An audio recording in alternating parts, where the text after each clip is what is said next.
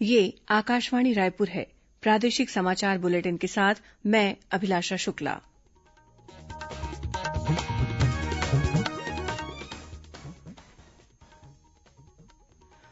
और अब पेश है आज के मुख्य समाचार। कोरोना संक्रमण की रोकथाम के लिए छत्तीसगढ़ के विमानतलों में यात्रियों की कोविड स्क्रीनिंग की जाएगी। राज्य के गृह मंत्री ने पुलिस अधिकारियों को अपराधों पर नियंत्रण पाने के लिए शाम के समय अनिवार्य रूप से पेट्रोलिंग करने के दिए निर्देश। प्रदेश में इन दिनों चल रहा है मतदाता सूची के पुनरीक्षण का कार्य। युवा मतदाता जुड़वा सकते हैं अपना नाम। और तापमान में गिरावट के साथ प्रदेश में ठंड ने दी दस्तक। बंगाल की खाड़ी से आ रही नमी के कारण कुछ स्थानों पर हो सकती है हल्की वर्षा।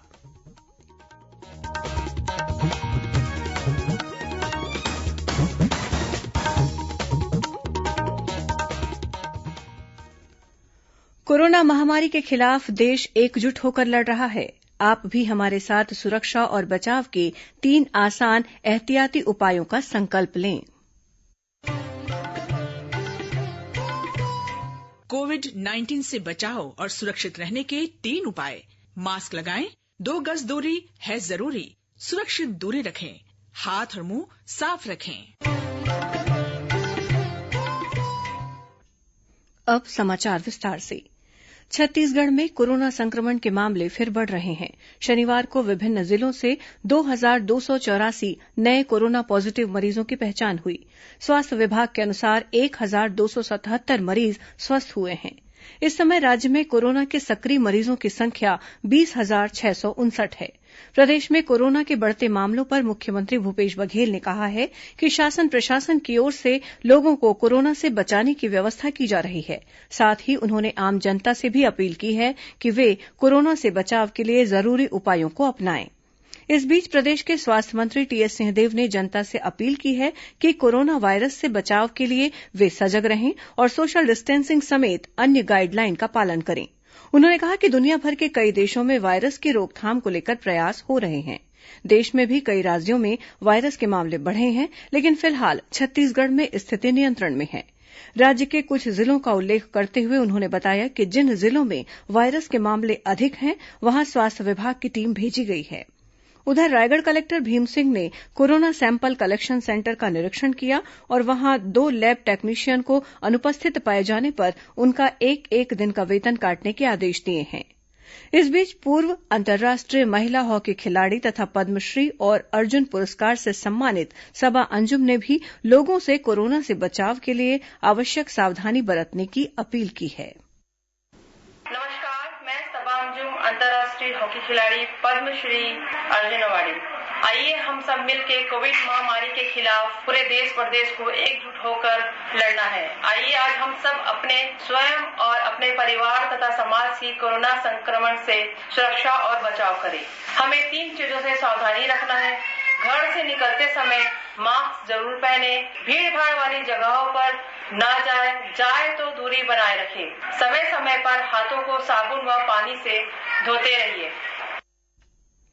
इस बीच राज्य सरकार ने निर्णय लिया है कि प्रदेश के विमानतलों में यात्रियों की कोविड स्क्रीनिंग की जाएगी। मुख्यमंत्री भूपेश बघेल ने विमानतलों में कोविड स्क्रीनिंग करने की व्यवस्था करने के निर्देश दिए हैं। सामान्य प्रशासन विभाग के सचिव डॉक्टर कमलप्रीत सिंह ने रायपुर और बस्तर के कमिश्नरों और कलेक्टरों को आदेश जारी कर रायपुर और जगदलपुर एयरपोर्ट पर कोरोना स्क्रीनिंग संबंधित निर्देशों का कड़ाई से पालन करने के निर्देश दिए हैं। दूसरी ओर भारतीय जनता पार्टी के वरिष्ठ नेता और राज्य विधानसभा में नेता प्रतिपक्ष धरमलाल कौशिक ने आरोप लगाया है कि प्रदेश में कोरोना का एक बार फिर से विस्तार हो रहा है। उन्होंने कहा कि कोरोना की वजह से राज्य में बढ़ती मौतों के लिए राज्य सरकार की गलत नीतियां जिम्मेदार हैं। उन्होंने कहा कि इस मामले में राज्य सरकार संवेदनशील रवैया नहीं अपना रही है। श्री कौशिक ने कहा कि पूरे प्रदेश में कोरोना की रोकथाम के लिए जरूरी सामग्रियों का निःशुल्क वितरण किया जाना चाहिए। साथ ही कोरोना जांच का दायरा भी बढ़ाया जाना चाहिए। राज्य सरकार ने प्रदेश में अपराधों पर नियंत्रण पाने के लिए पुलिस अधिकारियों को आज नए सिरे से दिशा निर्देश जारी किए हैं। गृह मंत्री ताम्रध्वज साहू ने आज अपने रायपुर स्थित निवास कार्यालय में वीडियो कॉन्फ्रेंसिंग के जरिए विभिन्न जिलों में कानून व्यवस्था और अपराधों की रोकथाम की समीक्षा की। गृह मंत्री ने पुलिस अधीक्षकों से कहा कि अपराधों पर लगाम लगाने के लिए गुंडे बदमाशों को चिन्हित करें, पेट्रोलिंग बढ़ाएं, चौक चौराहों पर सीसीटीवी कैमरों की संख्या भी बढ़ाई जाए। साथ ही होटलों में बाहर से आने वालों पर निगरानी रखी जाए। गृह मंत्री ने कहा कि पुलिस का काम आम जनता को परेशान करना नहीं होना चाहिए। गृह मंत्री ने पुलिस अधिकारियों को निर्देश दिए कि शाम के समय अनिवार्य रूप से पेट्रोलिंग की जाए। एक आध दो जिले हैं जहां पर कुछ क्राइम बढ़ा है। अमूमन बाकी सभी जिलों में क्राइम रेट घटा है, बढ़ा नहीं है। नए निर्देश उनको हम लोगों ने दिया है कि आप लोग कार्य संस्कृति में बदलाव लाएं। जैसे अभी शाम के समय हमारे यहाँ डायरी लिखने का काम होता है थानों में, उन लोगों को अभी निर्देशित किया गया कि 24 घंटे का हम टाइम टेबल बना लें थाने के लोग और हमारे पुलिस विभाग के लोग, पर शाम को अनिवार्य रूप से पेट्रोलिंग करें, दौरा करें। जिस समय भीड़ शहर में होता है, सड़क में होता है, उस समय हमारा पुलिस थाने में न रहे, दौरा करे, पेट्रोलिंग करे। इस टाइप से अलग अलग हम लोगों ने अभी निर्देश दिया हुआ है। गृह मंत्री ने निर्देश दिए कि मेडिकल और आबकारी अधिकारियों से समन्वय कर नशीले पदार्थों और अवैध शराब की बिक्री पर सख्त कार्रवाई की जाए। साथ ही जुआ और सट्टे के खिलाफ भी सघन अभियान चलाया जाए। बैठक में संसदीय सचिव विकास उपाध्याय ने कहा कि पुलिस मित्र के माध्यम से जनता को जोड़ें और अपराधों पर नियंत्रण के लिए पुलिस हरकत में दिखनी चाहिए। बैठक में अपर मुख्य सचिव सुब्रत साहू ने एयरपोर्ट और रेलवे स्टेशनों पर यात्रियों की थर्मल स्कैनिंग, ऑक्सीजन स्तर की जांच कराने के निर्देश दिए और कोरोना संक्रमितों को होम क्वारेंटाइन करने को कहा। पुलिस महानिदेशक डीएम अवस्थी ने भी अपराधों की रोकथाम के लिए पुलिस को तत्परता से कार्य करने के निर्देश दिए। इस वीडियो कॉन्फ्रेंसिंग में सभी संभागों के पुलिस महानिरीक्षक गुप्तवार्ता और सभी जिलों के पुलिस अधीक्षक शामिल हुए। भारत निर्वाचन आयोग के निर्देशानुसार राज्य में इन दिनों फोटोयुक्त निर्वाचक नामावली के विशेष संक्षिप्त पुनरीक्षण का कार्य किया जा रहा है। छत्तीसगढ़ के मुख्य निर्वाचन पदाधिकारी रीना बाबा साहेब कंगाले ने बताया कि 1 जनवरी 2021 की स्थिति में मतदाता सूची का पुनरीक्षण किया जा रहा है। मतदाता सूची का अंतिम प्रकाशन अगले वर्ष 15 जनवरी को किया जाएगा। इस विशेष संक्षिप्त पुनरीक्षण कार्यक्रम के तहत नए मतदाता अपना नाम जुड़वा सकते हैं। 15 दिसंबर तक दावा या आपत्ति प्रस्तुत की जा सकेगी। प्राप्त दावों और आपत्तियों का निराकरण 5 जनवरी 2021 तक किया जाएगा। संशोधन और नए नाम जोड़ने के बाद 15 जनवरी 2021 को अंतिम रूप से पुनरीक्षित फोटोयुक्त निर्वाचक नामावली का प्रकाशन किया जाएगा। ऐसे युवा जो 1 जनवरी 2021 की स्थिति में 18 साल की आयु पूर्ण कर रहे हैं, वे अपना नाम जुड़वाने के लिए आवेदन कर सकते हैं। इसके लिए वे भारत निर्वाचन आयोग की website national voter service portal में जाकर ऑनलाइन आवेदन कर सकते हैं। प्रादेशिक समाचार आप आकाशवाणी रायपुर से सुन रहे हैं। छत्तीसगढ़ की खबरों से है आपका वास्ता और खबरों की विश्वसनीयता से है हमारा वास्ता। आकाशवाणी समाचार रायपुर के प्रादेशिक समाचार बुलेटिन के साथ ही हमारे समसामयिक कार्यक्रम आप रेडियो के अलावा अपने मोबाइल पर भी सुन सकते हैं। आकाशवाणी समाचार फेसबुक, ट्विटर और यूट्यूब पर भी उपलब्ध है। हमारा Facebook page Chhattisgarh news on AIR, Twitter handle CGAIR news और हमारा यूट्यूब चैनल है छत्तीसगढ़ AIR न्यूज। तो अब रेडियो के साथ ही आपके मोबाइल के जरिए भी हम पहुंच रहे हैं आप तक। छत्तीसगढ़ की हर खबर के लिए सुनते रहिए आकाशवाणी समाचार। और अब आगे बढ़ते हैं बाकी के समाचारों की ओर। बिलासपुर में राजस्व मंडल का नवनिर्मित भवन बनकर तैयार हो गया है। इस भवन का निर्माण 6 करोड़ 11 लाख रुपए की लागत से किया गया है। मुख्यमंत्री भूपेश बघेल ने कल अपने निवास कार्यालय में नवनिर्मित भवन का लोकार्पण किया। इस मौके पर उन्होंने कहा कि बेहतर और व्यवस्थित कार्यालय के मिलने से अब राजस्व मंडल के कार्यों में और तेजी आएगी। उन्होंने बताया कि राज्य के 20,000 गांव में से 19,000 से अधिक गांवों का डिजिटल नक्शा, सीट भुइयां और भू अभिलेख भू नक्शा सॉफ्टवेयर के माध्यम से ऑनलाइन किया गया है। 10 नगरीय क्षेत्रों में नया राजस्व अभिलेख तैयार कर लिया गया है। नजूल तथा परिवर्तित अभिलेखों का डिजिटाइजेशन पूर्ण कर लिया गया है। जियो रेफरेंस मैप तैयार करने की कार्रवाई की जा रही है। इस अवसर पर राजस्व मंत्री जयसिंह अग्रवाल ने कहा कि प्रदेश में राजस्व न्यायालयों की कार्यप्रणाली को आधुनिक बनाने के साथ साथ कोर्ट की व्यवस्था की गई है। कोर्ट के माध्यम से प्रकरणों के निराकरण में और पारदर्शिता तथा तेजी आई है। विश्व बाल दिवस के अवसर पर स्कूल शिक्षा विभाग के समग्र शिक्षा और स्टोरी वीवर के संयुक्त तत्वावधान में कहानी लेखन की तकनीक विषय पर वेबिनार आयोजित किया गया, जिसमें छत्तीसगढ़ से बड़ी संख्या में शिक्षक शामिल हुए। वेबिनार के माध्यम से छत्तीसगढ़ के शिक्षकों ने कहानीकार मंच का उपयोग करके कहानी लेखन की तकनीक सीखी। वेबिनार प्रशिक्षण के दौरान इसमें बच्चों के कल्याण को बढ़ावा देने के साथ कोविड-19 महामारी और पढ़ने का संकट पर विशेष रूप से चर्चा की गई। बच्चे स्कूल से दूर होने के बावजूद भी पढ़ना सीखते रहें, इसके लिए प्रशिक्षण के माध्यम से शिक्षकों का राज्यव्यापी अध्ययन अध्यापन कार्यक्रम के लिए स्टोरी बुक का उपयोग करने और छत्तीसगढ़ की स्थानीय भाषाओं में स्टोरी बुक का निर्माण तथा अनुवाद करने के लिए स्टोरी वीवर का उपयोग करने प्रोत्साहित किया गया। संपूर्ण शिक्षक समुदाय तक पहुंचने के लिए वेबिनार का यूट्यूब पर लाइव स्ट्रीम भी किया गया।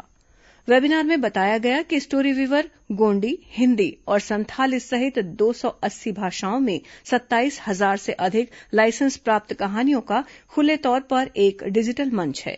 स्टोरी वीवर में ऑनलाइन और ऑफलाइन पढ़ने, बनाने, अनुवाद करने और डाउनलोड करने के लिए निःशुल्क आसान उपकरण उपलब्ध हैं।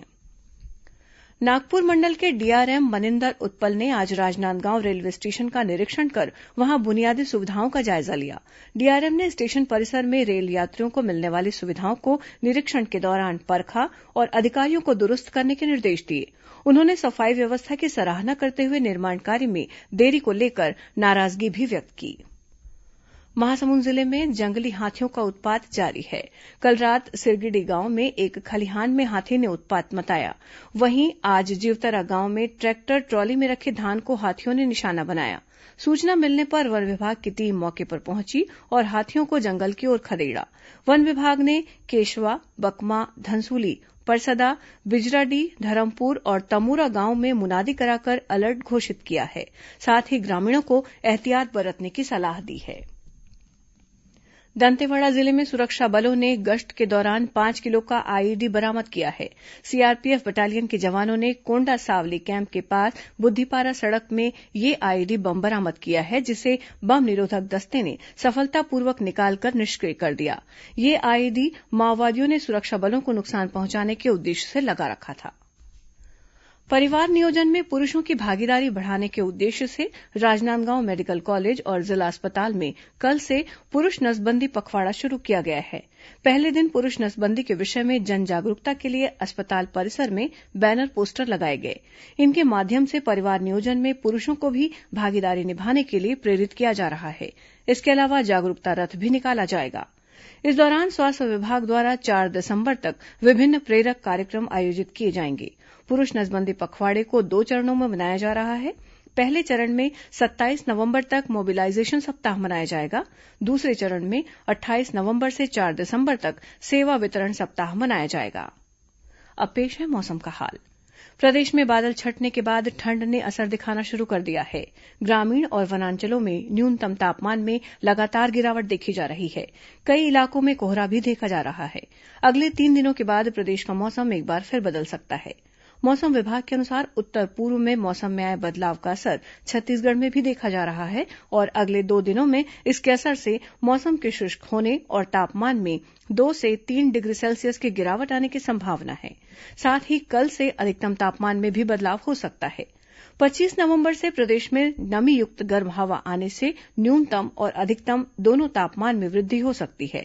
इसके अलावा हवा की दिशा दक्षिण पूर्व होने के कारण प्रदेश के दक्षिणी हिस्से में खासकर बस्तर और उसके आसपास के जिलों में बंगाल की खाड़ी से आने वाली हवा के कारण बादल छाने और हल्की बारिश होने की संभावना है। वहीं इसका असर सरगुजा संभाग में भी हो सकता है और इस संभाग के जिलों में गरज चमक के साथ छींटे पड़ सकते हैं। 27 नवंबर को प्रदेश के दक्षिणी इलाके में हल्की वर्षा अथवा गरज चमक के साथ छींटे भी पड़ सकते हैं। अब कुछ अन्य खबरें संक्षिप्त में। राज्य महिला आयोग की अध्यक्ष डॉक्टर किरणमयी नायक कल से सरगुजा संभाग के विभिन्न जिलों में महिलाओं के उत्पीड़न से संबंधित प्रकरणों की सुनवाई करेंगी। जांजगीर चांपा जिले के कंसदा गांव के पास तेज रफ्तार कार अनियंत्रित होकर पेड़ से टकरा गई। इस हादसे में चालक समेत 2 लोग गंभीर रूप से घायल हो गए हैं। ये सभी मालखरौदा के रहने वाले हैं। कोरिया जिले के मनेन्द्रगढ़ थाना क्षेत्र में पुलिस ने एक महिला की हत्या करने के आरोप में उसके पति के खिलाफ मामला दर्ज किया है। घटना के बाद से आरोपी फरार है। कुम्हारी पुलिस ने भिलाई मार्ग पर एक वाहन से 2 क्विंटल से अधिक गांजा जब्त कर अंतर्राज्यीय गांजा तस्कर गिरोह के 2 सदस्यों को गिरफ्तार किया है। और धमतरी में कोतवाली और साइबर तकनीकी सेल की संयुक्त टीम ने बिना डॉक्टर की पर्ची के प्रतिबंधित नशीली दवाइयां बेचने के आरोप में एक मेडिकल स्टोर के संचालक को गिरफ्तार किया है। इसके पास से 5,000 रूपये से अधिक कीमत की प्रतिबंधित नशीली दवाइयां जब्त की गई हैं। अंत में मुख्य समाचार एक बार फिर। कोरोना संक्रमण की रोकथाम के लिए छत्तीसगढ़ के विमानतलों में यात्रियों की कोविड स्क्रीनिंग की जाएगी। राज्य के गृह मंत्री ने पुलिस अधिकारियों को अपराधों पर नियंत्रण पाने के लिए शाम के समय अनिवार्य रूप से पेट्रोलिंग करने के दिए निर्देश। प्रदेश में इन दिनों चल रहा है मतदाता सूची के पुनरीक्षण का कार्य। युवा मतदाता जुड़वा सकते हैं अपना नाम। और तापमान में गिरावट के साथ प्रदेश में ठंड ने दी दस्तक। बंगाल की खाड़ी से आ रही नमी के कारण कुछ स्थानों पर हो सकती है हल्की वर्षा। इसी के साथ प्रादेशिक समाचार बुलेटिन समाप्त हुआ। नमस्कार।